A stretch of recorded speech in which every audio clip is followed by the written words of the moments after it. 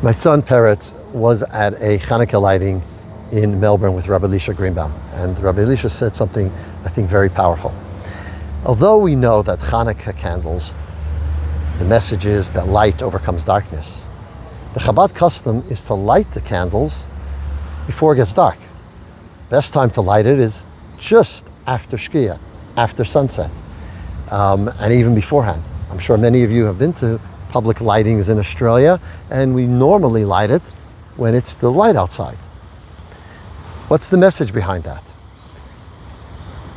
When it's dark, it's much harder for the light to chase away the darkness. Let's give you an example. When someone is grieving, when someone's going through a very difficult time and a challenge, at that time, to give them philosophical perspectives and explanations to figure out how to overcome it, very hard, very hard.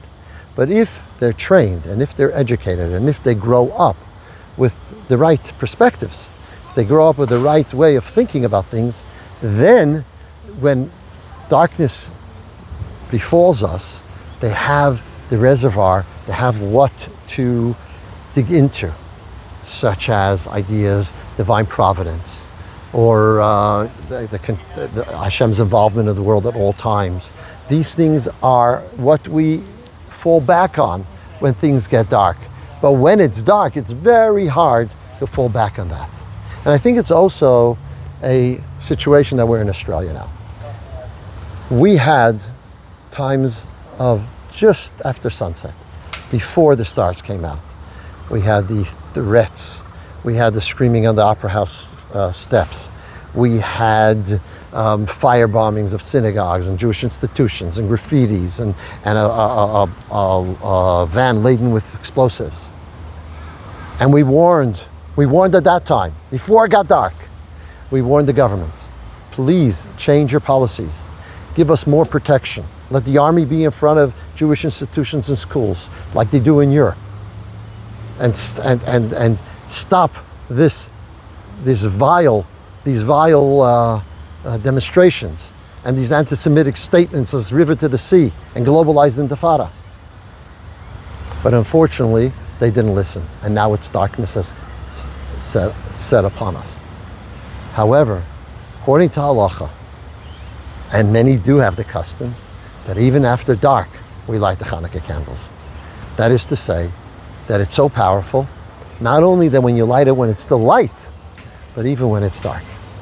And so now we are in a watershed moment.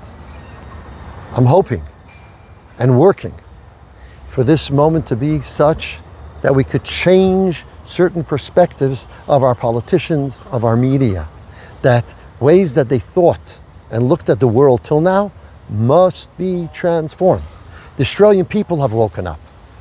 The good Australian people have woken up. The silent majority hopefully will be no longer silent. And they realize the threat that has been brought into this country, imported from elsewhere, and developed within here with government funds. Mind-boggling. Just watch YouTube some of Senator Patterson's hearing from last year. Mind-boggling. Now is the time, and that's why I'm making time to have private conversations with politicians who have voted for Palestinian state and things of that nature. I'm giving them time. I want to talk to them.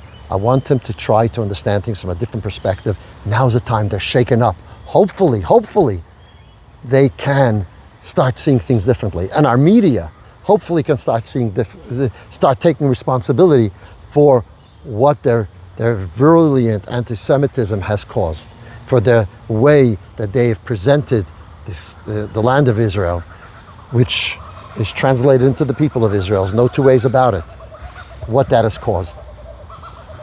I'm hoping this is a time for good people to work and to get the message across, that people understand and change their perspectives and change the way they view things. Otherwise, we are in great danger. But I think we can succeed, and we're working tirelessly for that purpose. I have a meeting today. I've offered the Prime Minister for a quiet sit down. Just please listen to us. We want to explain to you where we come from and where your policies don't match up.